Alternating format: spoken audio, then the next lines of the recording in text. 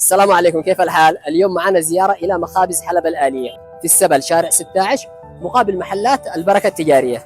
ولكن افتتح المخبز الفترة الأخيرة قسم خاص بالحلويات. تعالوا مع بعض نجرب قسم الحلويات ونذوقه مع بعض. يلا.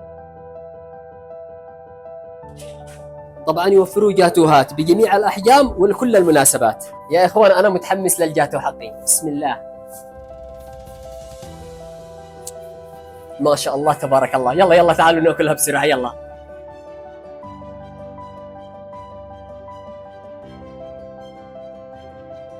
وهذه الأشكال من الجاتو الواحد 3000 ريال فقط.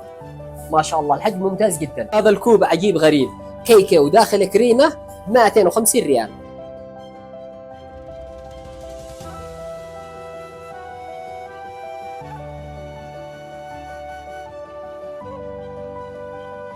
إذا عندك أطفال وما تحب تجيب لهم هذه علشان ما يوسخوا يداتهم مع الكيك وكذا، هذا البديل، الكوب السفري روعة جدا ونفس الكيكة.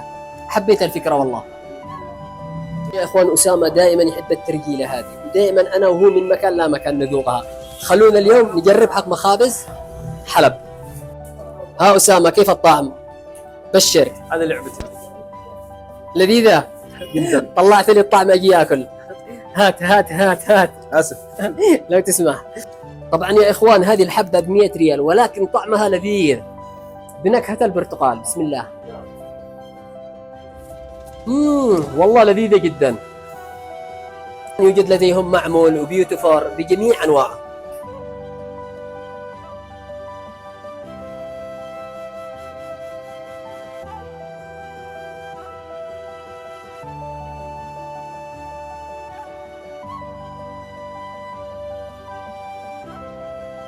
يا أسامة تذكر هذا اسمها الغريبات، كنا نأكلها زمان بأيام الدراسة.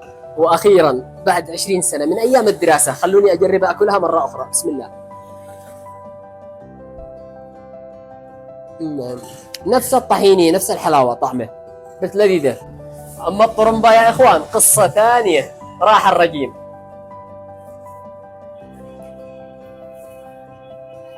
وعشانكم خصم 25% لمدة 10 أيام من تاريخ الإعلان. ولا ننسى المعجنات بجميع أنواعها. وأيضا هنا قسم الروتين الفرنسي والمصندق، وأيضا يوجد كدم.